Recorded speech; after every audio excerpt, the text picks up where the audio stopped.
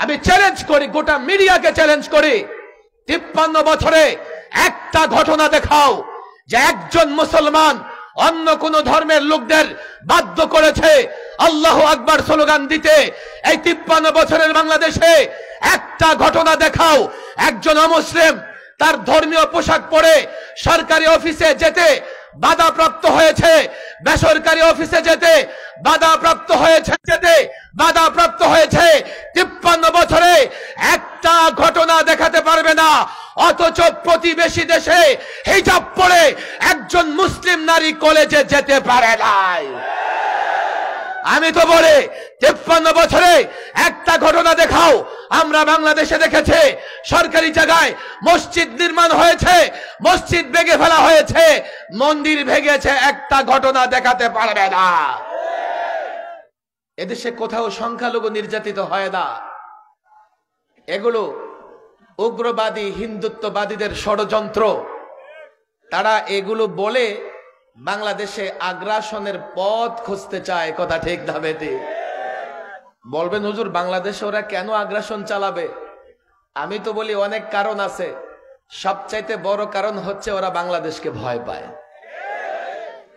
আপনি বলবেন হুজুর আমাদের ভয় পাওয়ার মতো কি আছে?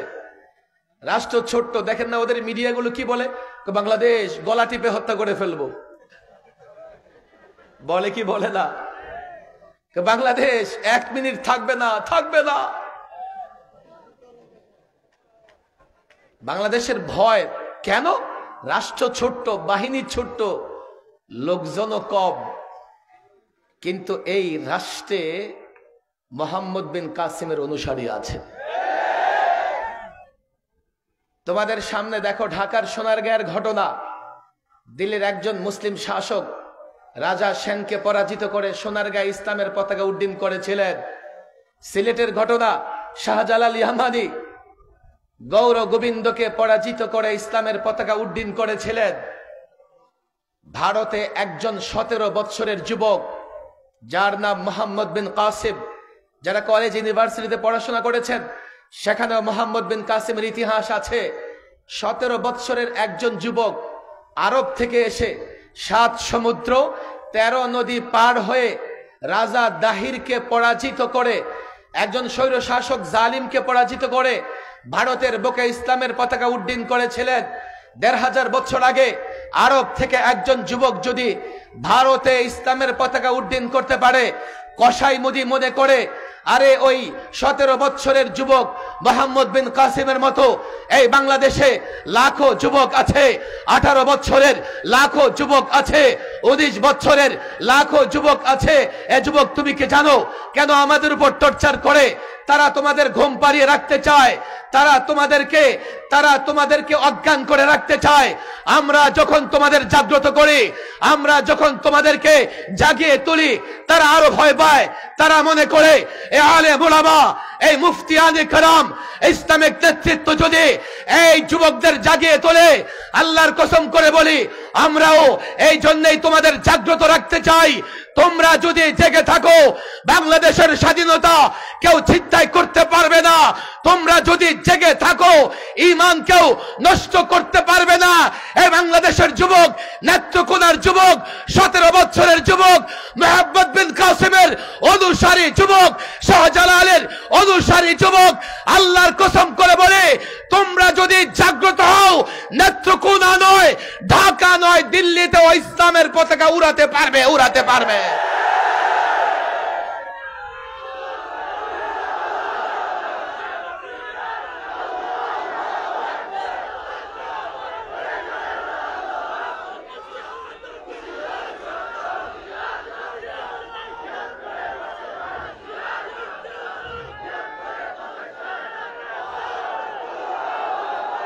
আমি তো পরিষ্কার বলি, আমরা যতটা না তাদের আগ্রাসনের ভয় পাই, তারা ততটা আমাদেরকে নিয়ে ভয় পায়। এর বড় একটা কারণ হচ্ছে সাদেদ, এই 53 বছর ধরেই আমাদের উপরে তারা নানাভাবে টর্চার এবং জুলুম করেছে। বলবেন হুজুর 71-এ ওনারা আমাদেরকে মুক্তিযুদ্ধে সহযোগিতা করেছে।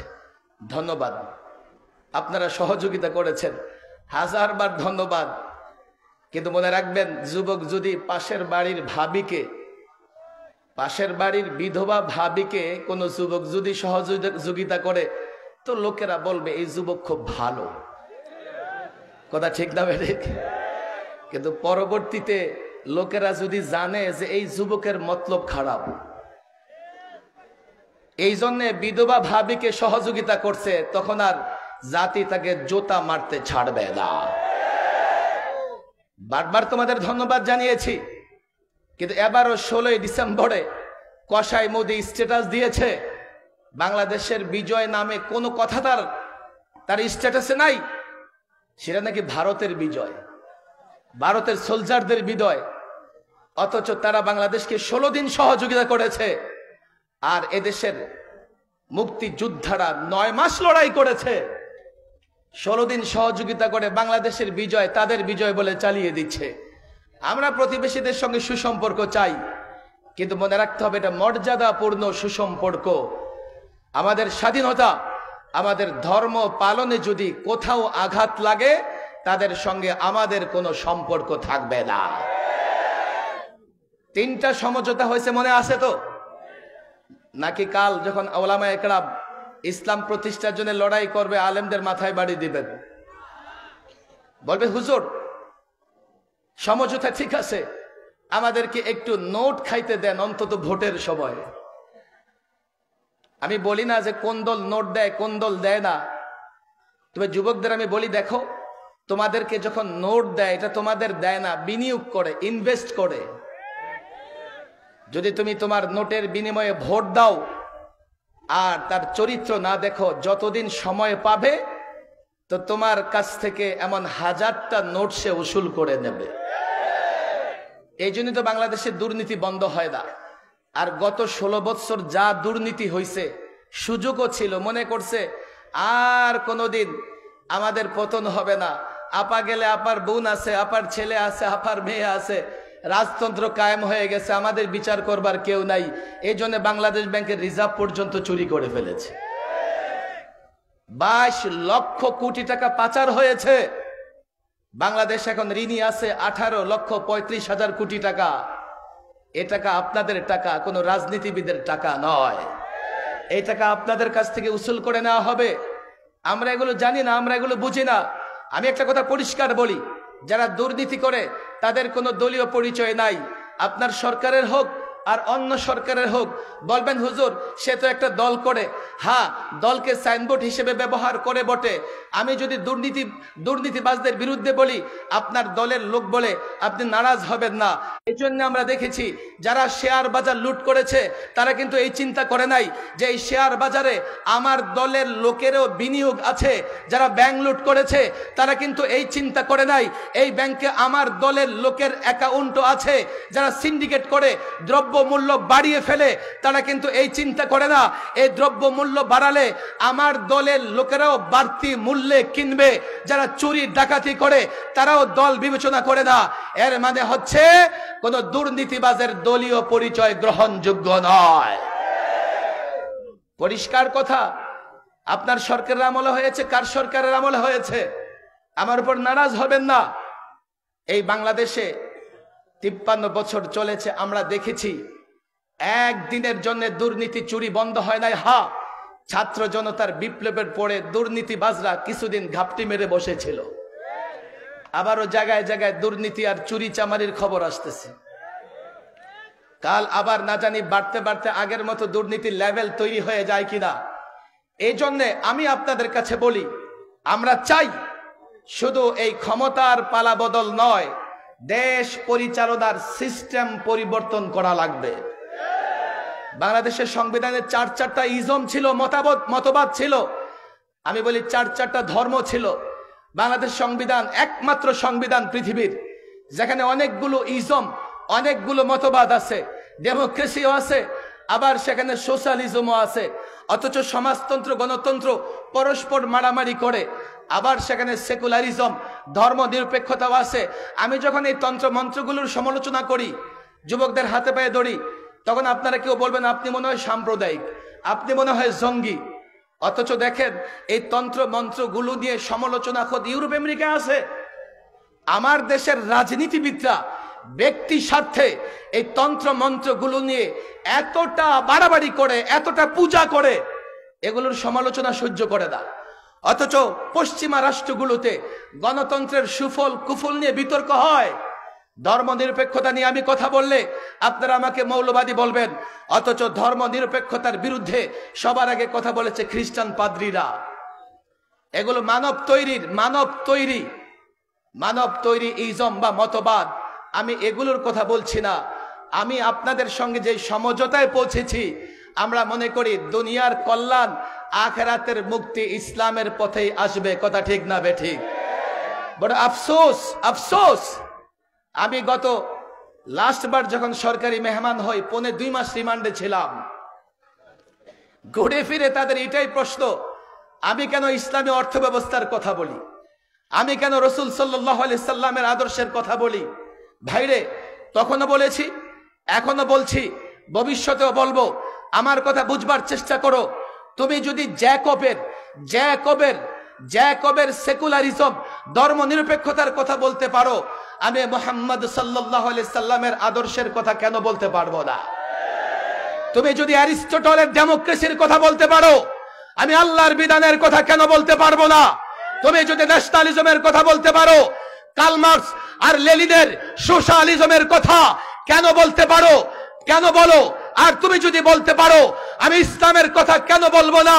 এই যুবক ছাত্র জনতা, মুসল্লিরা শোনো, সমঝোতা হয়েছে, আমি ইসলামের কথা বলবো, আমি বাধ্য, আমি ইসলামের কথা বলবো। আমি তোমার সঙ্গে সমঝোতা করেছে, তুমি আমার কথা শুনতে বাধ্য নও। তবে হ্যাঁ, আমাকে বাধা দেবার ক্ষমতা রাখো না। কোরআনে রাজনীতি নেই বলে, ধর্মান্ধ বলে আমাকে বাধা দিতে পারো না। আমি যেহেতু আল্লাহ প্রদত্ত দায়িত্বশীল, আল্লাহ আমাকে বাধ্য করেছেন। তুমি যদি সমঝোতা রক্ষা না করো, আল্লাহর কসম আমি আমার রাস্তা থেকে এক চুল পরিমাণ হটবো না। যদি মনে করো লড়াই করবে, আল্লাহর কসম যুগ যুগ ধরে দিন প্রতিষ্ঠায় লড়াই হয়েছে, এই যুগেও লড়াই হবে। কাফের, বেঈমান, তাগুত কাউকে ছেড়ে কথা বলা হবে না।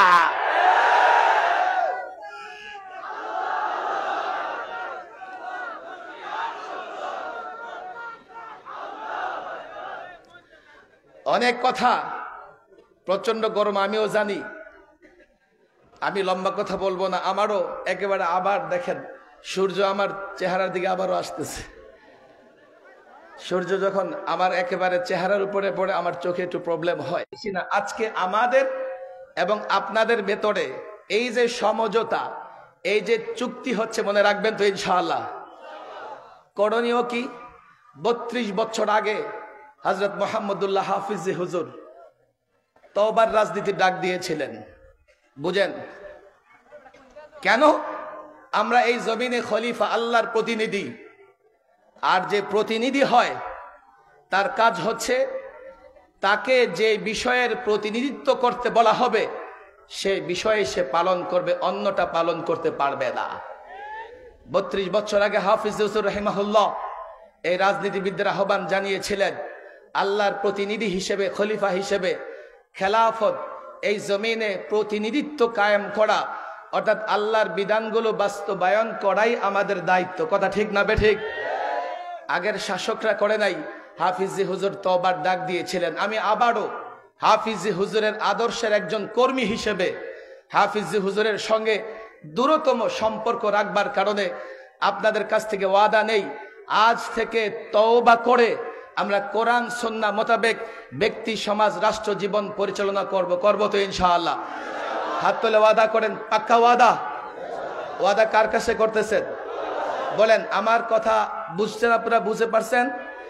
আমরা আজ থেকে ব্যক্তি জীবন, সমাজ জীবন, রাষ্ট্র জীবন সর্বত্র কোরআন এবং সুন্নাহ প্রতিষ্ঠা করার চেষ্টা করব তো ইনশাআল্লাহ। পারবেন একটা স্লোগান দিতে? বলেন নারে তাকবীর। স্লোগান যখন জোরে দেয় তখন হাতটা এমন হয়, মুষ্টিবদ্ধ হয় কিনা? আপনাদের কষ্ট হইতেছে?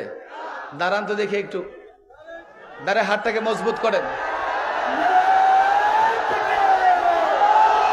আমি স্লোগান দিব, আমি দিব। ওরা ওরা জয় শ্রীরামের স্লোগান দেয়, মুসলমানরা কার নামে স্লোগান দেবে? ওই যে কি চিন্ময় ইসকনের সন্ত্রাসী, তার মুড়িদেরা রামের নামে স্লোগান দেয়, আমরা কার নামে স্লোগান দেব? আপনার মনে আছে বর্ডারে, এই কথা নাই আস্তে, এই যে বর্ডারে যখন পঞ্চগড়ে বাংলাদেশের সীমানায় ঢুকে সন্ত্রাসী গোষ্ঠী আক্রমণ করেছে, আপনারা দেখেছেন কিনা? একজন বুড়া মানুষ মাটির ডিলা লয়ে গেছে মারতে, আর একজন যুবক হাতে কাঁচি নাকি এটা দিয়ে ট্যাঙ্কের সামনে দাঁড়ায় গেছে। আমি চিন্তা করলাম, কিরে ওদের এত সাহস কোত্থেকে আসলো? মাটির ডিলা নিয়ে দাঁড়ায় গেছে, ট্যাঙ্কের সামনে কাঁচি নিয়ে দাঁড়ায় গেছে। পরে আমি খেয়াল করে দেখলাম ওদের জবানে একটা স্লোগান আছে, আল্লাহু আকবার। মুসলমান যখন আল্লাহু আকবার বলে স্লোগান দেয়, কোন শক্তিকে পরোয়া করে না। আল্লাহু আকবার বলে স্লোগান দিয়ে মাটির ডিলা নিক্ষেপ করলে অ্যাটম বোমার চাইতেও বেশি শক্তিশালী হয়ে যায়। সেদিন থেকে আমি মনে করেছি আমাদের যুবকদের স্লোগান হবে কার নামে? হাত মুষ্টিবদ্ধ করো, হাত মুষ্টিবদ্ধ করো, বলো নারায়ে তাকবীর, নারায়ে তাকবীর, লিল্লাহে তাকবীর, লিল্লাহে তাকবীর। কোরআন সুন্নাহর আলো, কোরআন সুন্নাহর আলো। আলেম ওলামা যেখানে, আলেম ওলামা যেখানে, মাদ্রাসা মসজিদ যেখানে, মাদ্রাসা মসজিদ যেখানে, ওয়াজ মাহফিল যেখানে, থাকবো তো আলেমদের সঙ্গে, থাকবো তো ইনশাআল্লাহ। আলেমদের বিরোধিতা করব না তো ইনশাআল্লাহ। কষ্ট হচ্ছে আপনাদের? একটা প্রশ্ন তো আছে আমার, যে ওদের মৌলভী সাহেব তো খারাপ আছে, তো ওর পিছনে কি জামু? দু একজন মৌলভী ঝামেলা করে না, পারে না? আচ্ছা, ডাক্তারদের মধ্যে ঝামেলা নাই, তো কাল থেকে কি করবেন? অসুস্থ হলে ডাক্তারের কাছে না গিয়ে ইঞ্জিনিয়ারের কাছে যাবেন, গিয়া বলবেন যে ইঞ্জিনিয়ার সাহেব একটু রড বালি দিয়ে আস্তর করে দেন, শরীরটা ভালো না। আবার ইঞ্জিনিয়ারের মধ্যে বাসমার্কা ইঞ্জিনিয়ার আছে না নাই? যখন বাড়ি বানাবেন, কাল থেকে আমি মুফতি সাহেবের কাছে আসবেন, যে মুফতি সাহেব আপনি খুব ভালো মানুষ, একটা বাড়ি বানায় দেন। আর মুফতি সাহেব যদি আপনারা মহব্বত করে বাড়ি বানায় দেয়, ইট বালি সিমেন্টও নষ্ট হবে, মাথাটাও ছাদ ভেঙে পড়ে মাথাটাও নষ্ট হবে। কথা ঠিক না বেঠিক? আলেমদের দুই চারজন ঝামেলা হলেই কি আলেম ছেড়ে অন্য কোথাও যাওয়া যাবে? কেউ ঝামেলা হলে বাদ দেন, কিন্তু সমস্ত আলেম কখনোই হক থেকে বিচ্যুত হবে।